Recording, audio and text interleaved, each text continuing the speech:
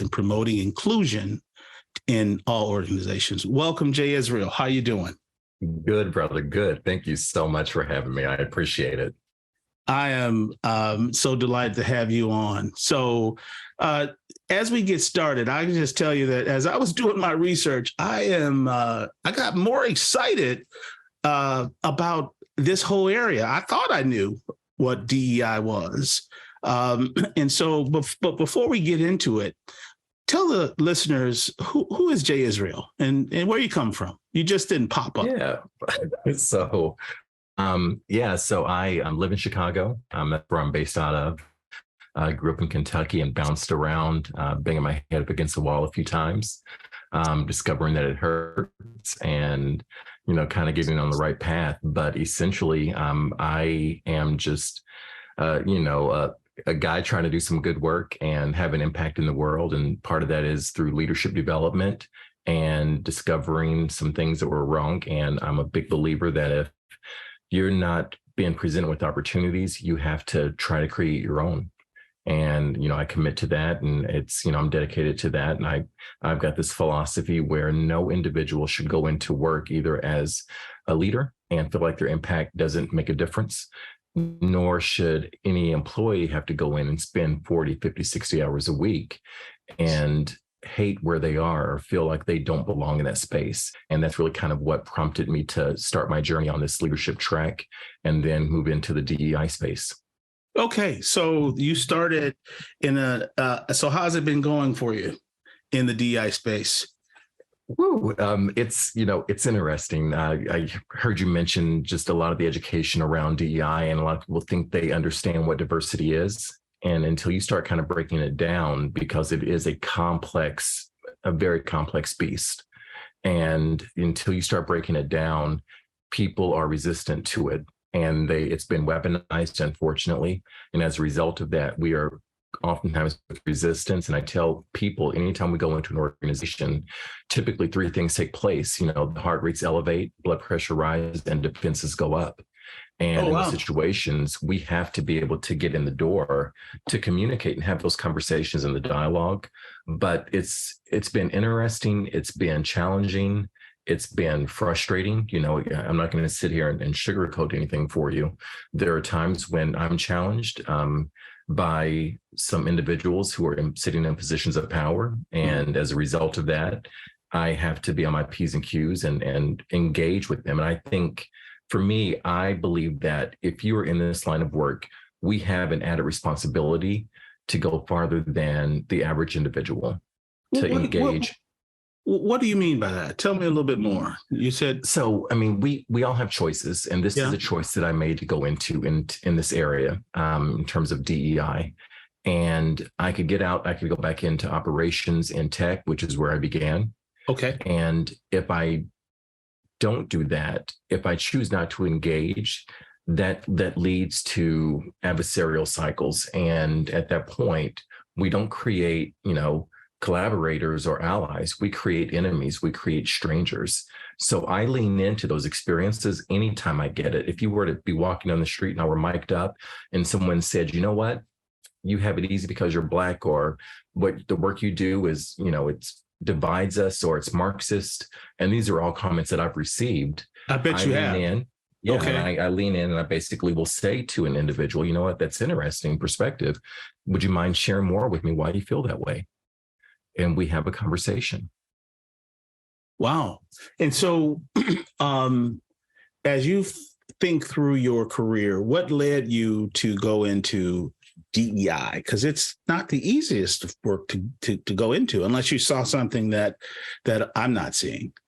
No, I didn't. I think we probably see the same things. And in fact, I don't say that I had it easy. However, there is a level of privilege that I have been afforded by being lighter complected, so that's one of the things that, we talk about privilege and what that means for individuals, specifically, typically cis white men.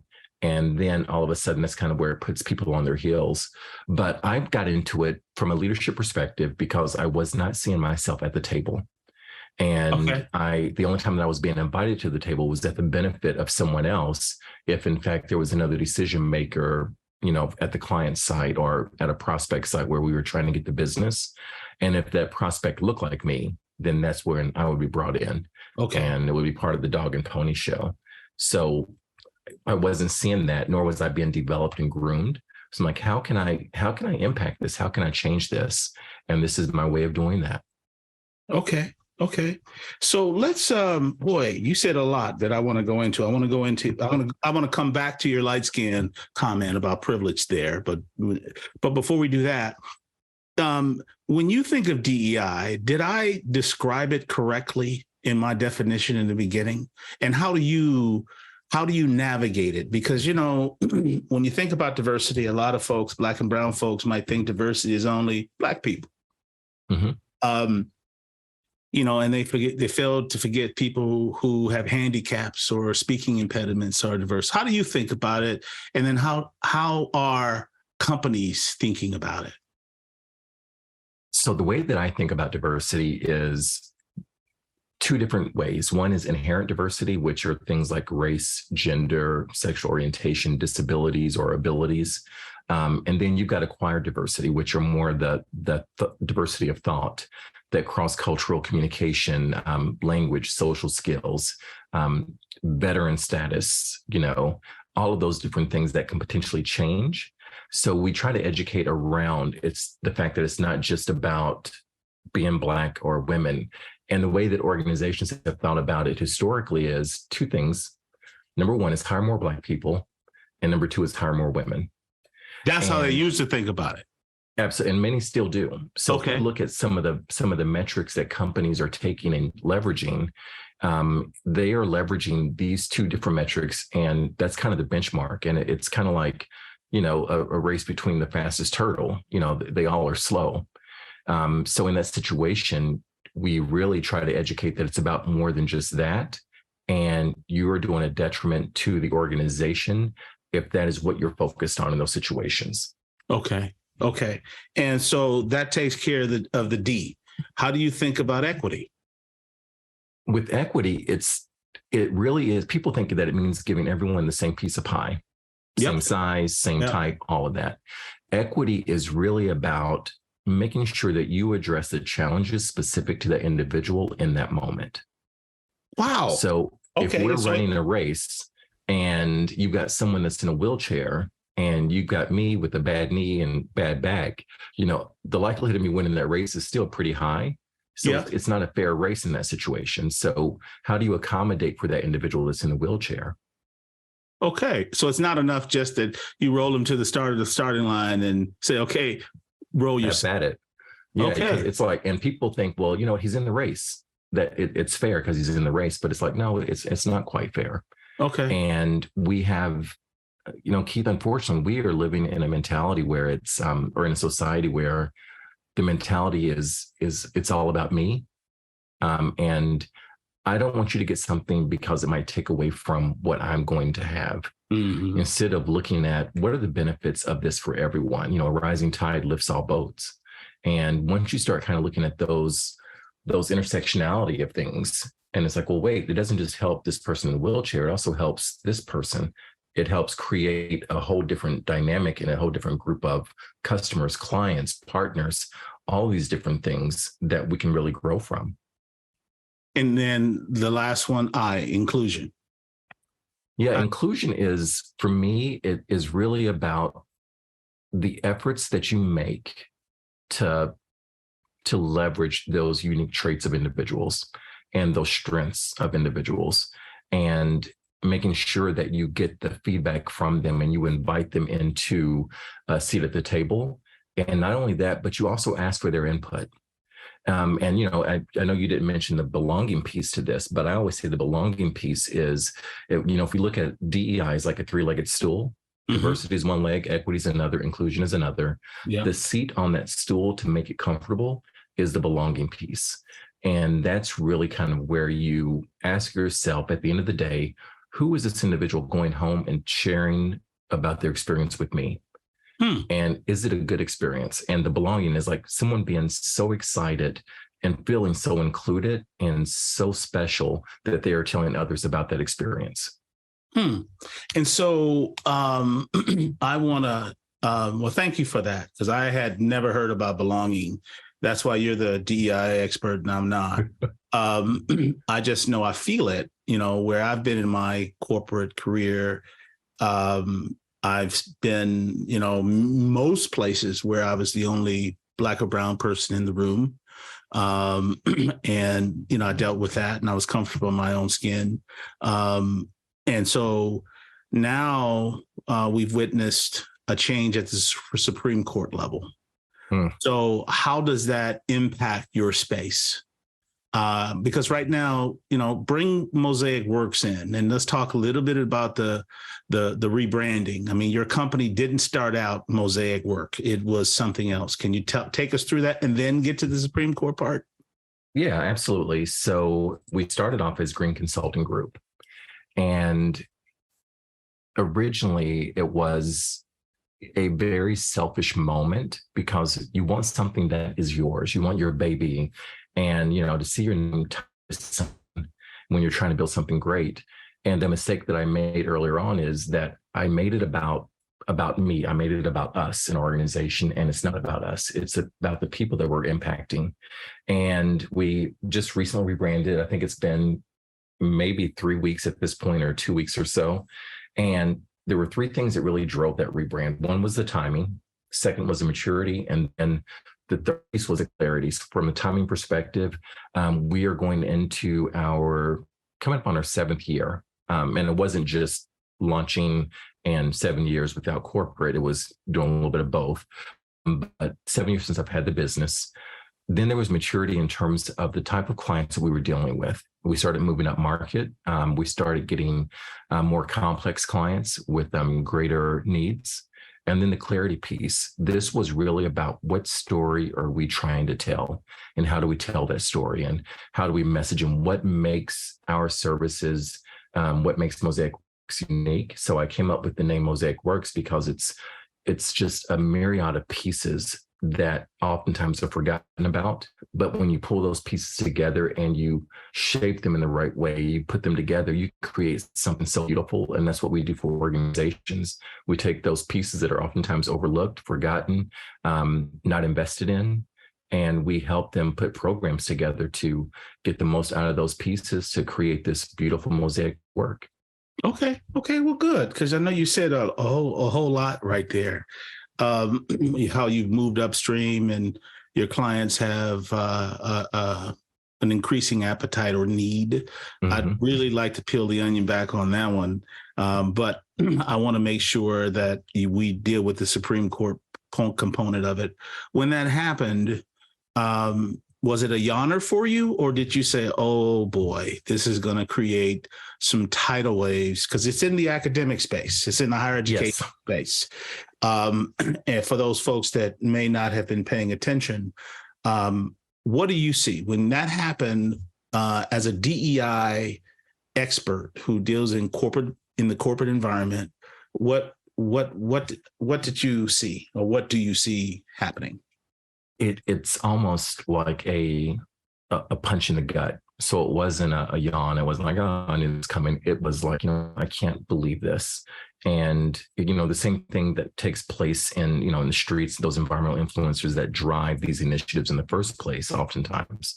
And people, to your point, it typically is focused on governmental issues and or educational context, but it has implications in corporate. So it can impact things like recruitment practices.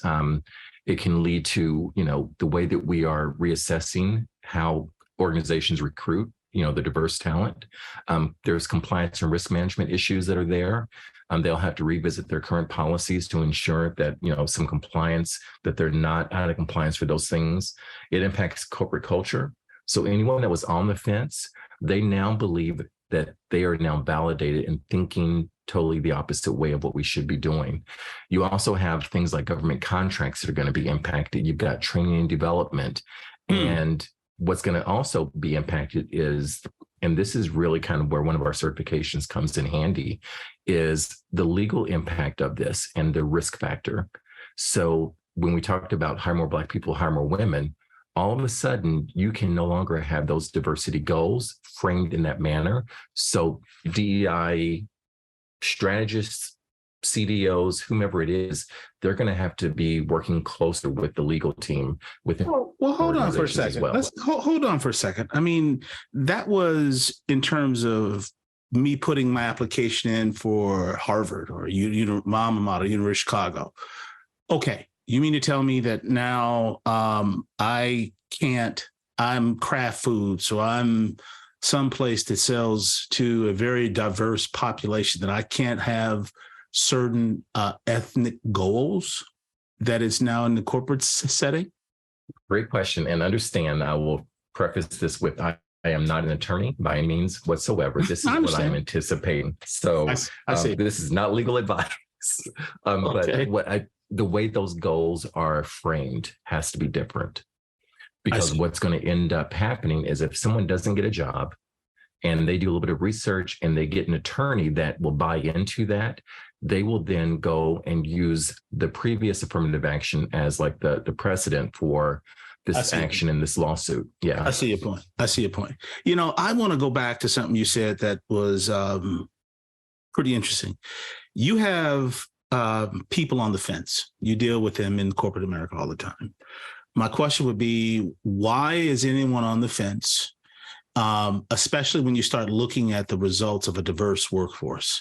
And the data just seems to be irrefutable that a diverse workforce is more profitable, more innovative than other homogeneous workforces. So just describe an individual who might be on the fence, and how does that look?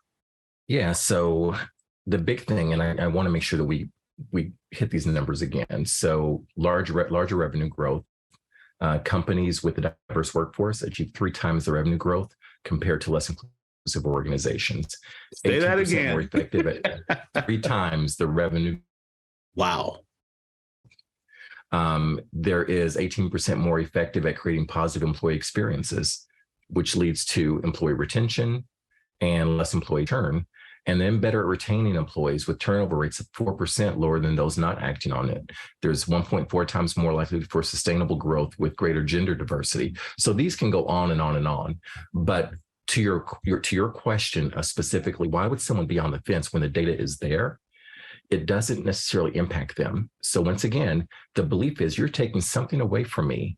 If you're telling me that I have to hire a woman to fill this role because we have no women in leadership, yet women may make up 53% of our customer base. Gotcha. So you're going to sell to the customer base and not even understand or have a voice at the table for what's needed. Until it impacts someone in a way that either impacts their pocket, them personally and or professionally, oftentimes we're going to be met with an uphill battle. So people are resistant because they're afraid they're going to lose out on something. They are afraid that, it could impact their job. They're afraid that it's unfair for them and it may impact their next position or next promotion. And it all goes back to, it's just not fair. I mean, you see it with the college loans. You'll see tons of people, if you're on Facebook, whenever they're talking about forgiving student loans, it's like, well, I had to pay mine, they should have to pay theirs. And it's like, well, how does that even impact you in that situation? Mm-hmm. And are the circumstances the same? Mm-hmm. So you really have to make it personal for individuals and get them to understand the story behind it, what's in it for them. And that's really kind of how you move the needle, and putting that human element back into the room is what is necessary versus what's taking place. And a mistake, in my opinion, is because people are threatened by this, or certain individuals are threatened by this, what ends up happening is that they push back. And as a result, they don't even want to let you in the door, have the conversation. And the more aggressive the acts in society have become, the more egregious the language has become. Say that one more time, because you broke up a little bit. Say that one more time. So the more egregious the acts are in society, the more aggressive the language has become. Oh, wow. Meaning when we sit there and we watch a man get murdered on camera for 9 minutes and no one does anything, including the people that are around him. Yeah. Those are pretty powerful moments. And unfortunately, and this is so horrible to say, those moments are needed to be the catalyst for these changes. Mm-hmm. So what's happened is the conversation has moved from, hey, let's have an unconscious bias conversation. And I'll say, we all have bias. Yeah, we do. I like a ribeye versus a fillet, Right. So, we all have biases for different reasons, and they're impacted by our story. And now the conversation has moved from that to, we're going to no longer talk about how to be, we're no longer going to talk about unconscious bias. We're now going to talk about how to be anti-racist. And that immediately pushes people back, like, wait, I'm not racist. I don't need this. You're not going to call me a racist. How dare you? Mm-hmm. And they shut down. Mm. And so, wow.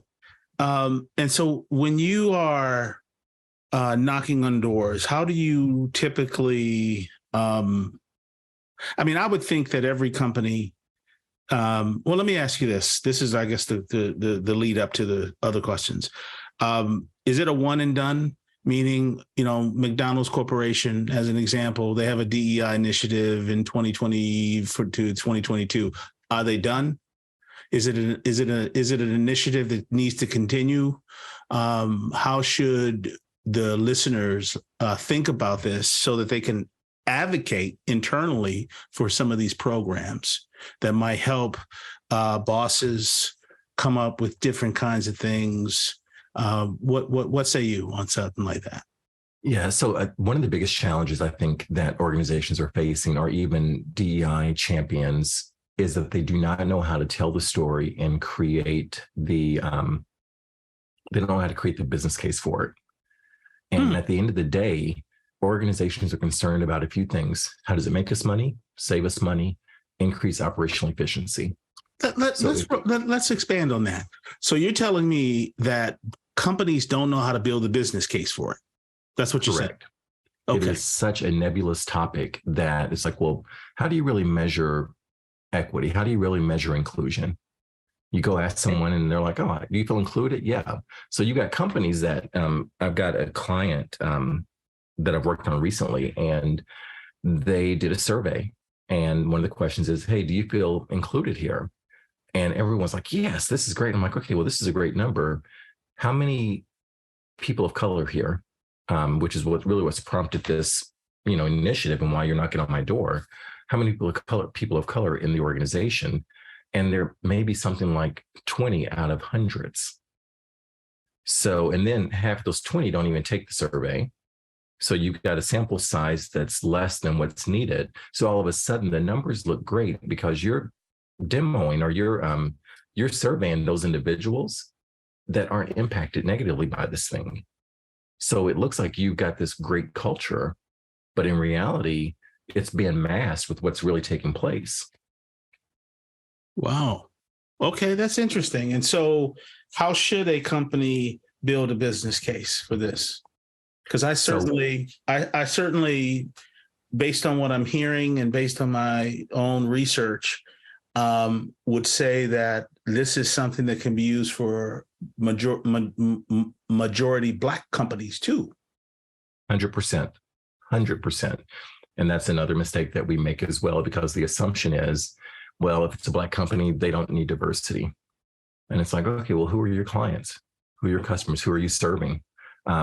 What areas are you in as well? How do you expand that dollar? Because all of a sudden, you can make a greater impact in those communities by reaching even farther out of those communities as well. So it's important that it goes both ways as well, but you make the impact by really understanding and getting buy-in from the leadership. Everything rises and falls on leadership.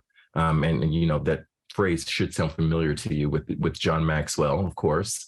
But what we're looking at is, once again, how does it make us money, save us money, and increase operational efficiency?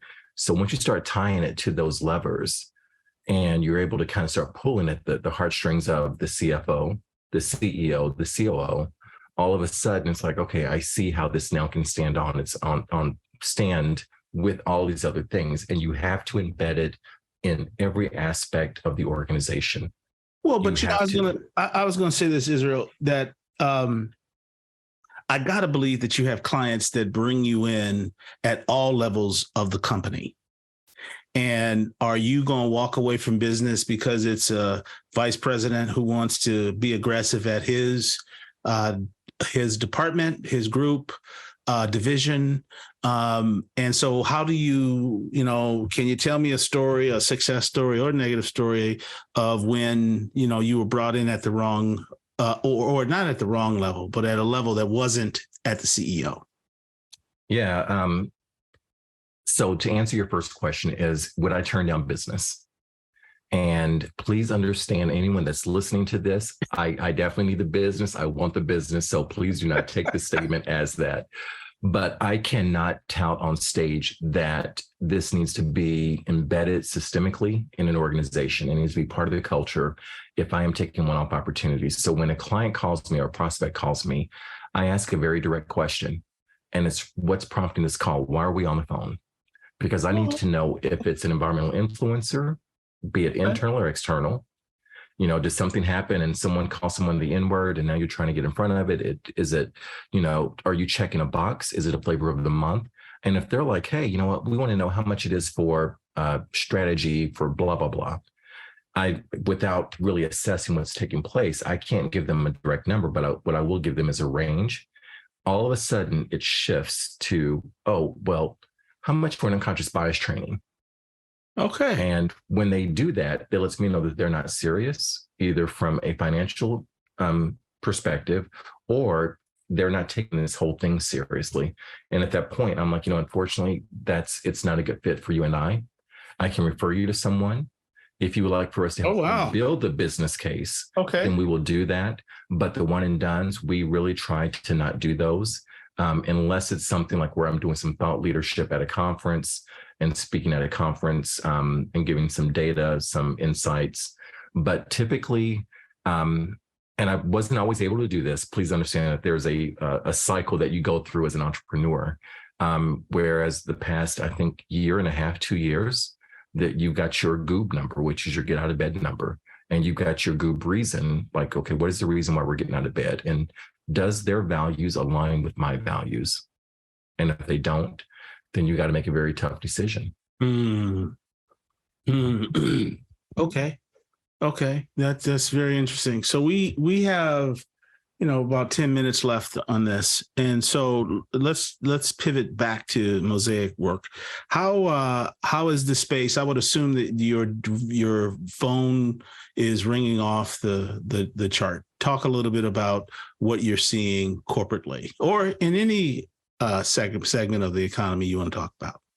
Yeah. So corporate-wise is what we typically do more of. We do some nonprofit work as well. And we still are getting some calls where some individuals in the organization want to do the right things, but they're going about it in the wrong way.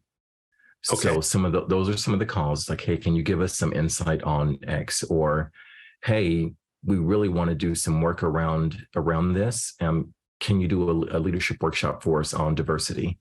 And we are less concerned with doing the one-off workshop and more concerned about what behavioral shifts are you trying to have an impact with. That's what's most important, because if you can't, we overestimate the event and we underestimate the process, meaning everything that we do after we walk out of that room is what's important. So if the behaviors don't shift, then that's a challenge and that's a problem. A success story is we recently did some work with a Fortune 500 company, and they brought us in, and I think the whole engagement was about 9 months. Okay. And it was about inclusive leadership. And basically, when we started, we had individuals in the program that said, we don't need this. It doesn't happen here. But after we went through the entirety of the program in those 8 or 9 months, all of a sudden, those same individuals that were pushing back, the ones that typically hold the power, they were giving us testimonials of like, oh my goodness, I now see this. It's much more clear to me. And whenever we have those moments, those are the moments that give you that fuel in your tank to keep going to the next destination. When you're tired, you're running on empty. And it's like, I don't want to do this anymore. I'm tired. I got this Yahoo telling me that I'm lucky to be a Black man in business because I get all the benefits. I got this person telling me that my work is dividing people. So you cherish those moments. You really do. And you really have to make sure that you are living in the gain in that moment and not viewing in the gap. Okay. And so how can my listeners, for that young person interested in this space, following your career, following you, what advice would you give them in this space? I would say fail fast, fail forward, learn from the mistakes, take risks, stop viewing situations as optional and view them as opportunities. Ask questions, lean into individuals. Oftentimes we are so risk adverse about asking people to either be your mentor, be your sponsor, asking for help, giving you an opportunity. Get all the education that you can. It doesn't have to be formal education. It can be reading books. It can be sitting on podcasts. It can be any number of things, but you have to up level your knowledge because you're going to be challenged in the work that you do, regardless of what field it is. And make sure that you have a passion and commitment to it, because this is not for the weak. And what I mean by that is, I was talking with one of my business partners and I'm like, is this sustainable the way they were operating? And you get tired, and once again, you start thinking about where do I need to be? Where do I want to be? And, you and I talked about this up at 3 in the morning. You mean the pace that you're working at? Correct. Okay. Yeah. Okay. Am I able to sustain this grind? And it takes a different style of person that can do this and not see the rewards immediately. And understanding that this is not a microwave mentality where you pop it in the microwave, you push a button and success is 5 minutes later. Don't believe that. So have there been situations where you just couldn't help a company and for whatever reason, maybe the program wasn't effective or maybe leadership pushed back? Because I based on what you're hearing, you have some individuals who don't think they have that problem. I think back to Netflix when you had, Dave Chappelle's program. You talk about your workforce being so upset with you. But talk to me a little bit about the difficulties, the frustrations. The frustration is when you're sitting on a 5-hour flight next to a man that tells you the work you're doing, he doesn't believe in it because it divides people. And this is a man, he's an attorney. I'm giving away too much from anyway. He is a person sitting. You didn't say his name, so you're fine. Yeah. Okay. And those are the moments, or when you're on a call and you get challenged in front of other leaders where the person tells you that, hey, what you're teaching is Marxist here. So I wouldn't say that it's an entire failure, because you'll reach some. And you have to have a comfort level within yourself to say, you know what, I know I'm not going to reach everyone, but God, just give me that. No, Israel, I got to ask this question because it's just burning in me. I would bet that the people that push back are not necessarily in the Black or brown category. Am I correct? I said that correct. Nicely. I said that very, very nicely. But do you do okay? So these folks are typically white, probably male. You don't have to answer. I'll say it. But when you do get pushback from Black and brown people, because they push back too, how does that look? Typically, they want us to be more aggressive with the language. It's the other direction. So they want you to attack it more. Yeah. And what I've discovered, especially with this last client, is, and I'm calling it the DEI Trojan horse. And I'm trying to think of a way to frame it and put a framework to it so that people understand it. But the Trojan horse is you have to embed it in a way that allows you to get in the door. And it doesn't always have to be called diversity, equity, and inclusion. It can be called, high-level leadership that include those components of DEI. Gotcha. So when you're able to do that, and I also encourage, you just said something that's interesting. Everything I do, I always start off with a sign that says politically correct, and then I tear it up, because I want people to know and understand that the way that we're going to approach this topic isn't to sit there and be afraid to say something because we're going to frame it the wrong way. I encourage those conversations as long as we treat it with the level of respect, I'll have a level of respect for you. You have one for me, and we have one for the topic as a whole. And what that does is all of a sudden you see the air kind of come back into the room. Okay.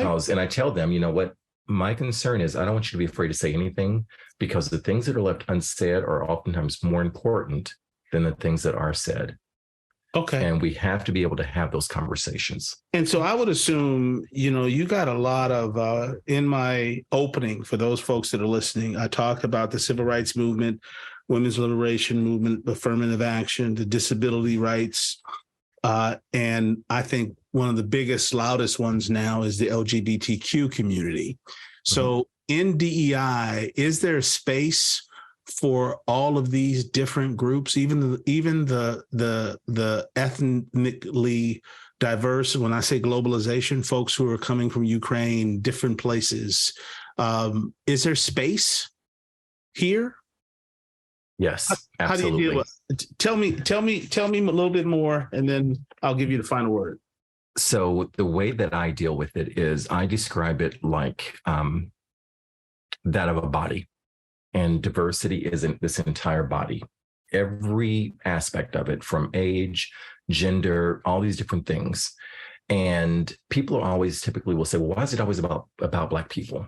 Why is it always about gay people? Why is it always about women? And it's not necessarily that it's always about that individual or those demographics.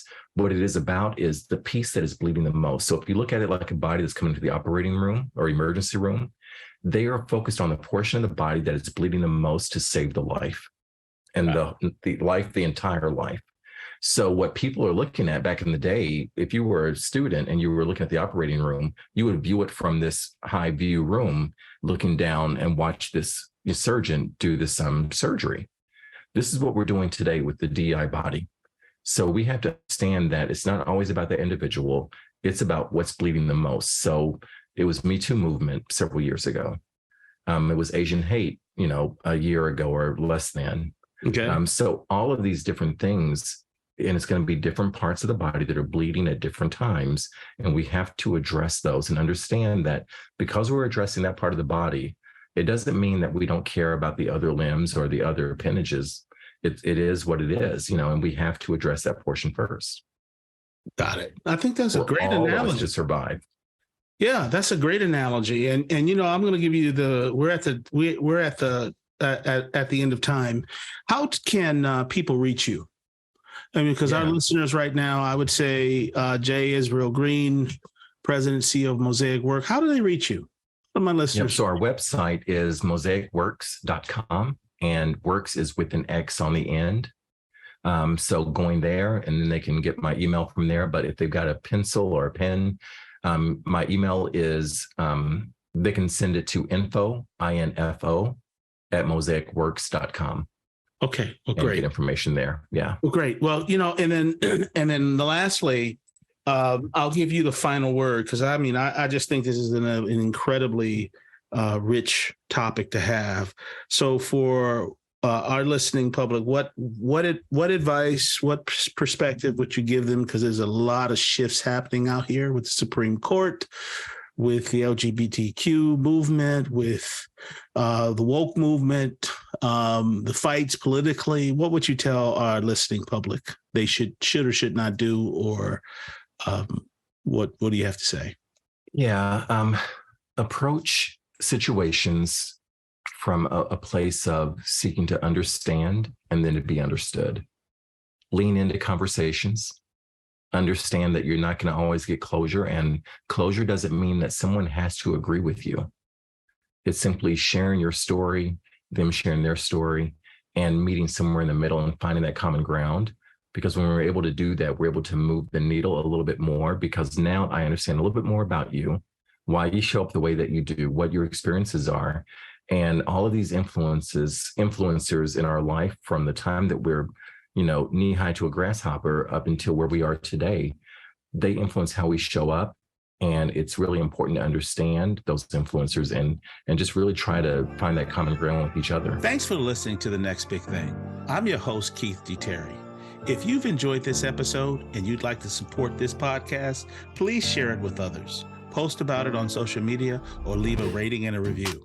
To catch all the latest from me, you can follow me on my YouTube channel at Keith D. Terry. If you want to recommend a guest, please email me at info@terryperformancegroup.com. This has been produced by your host and Jade Productions.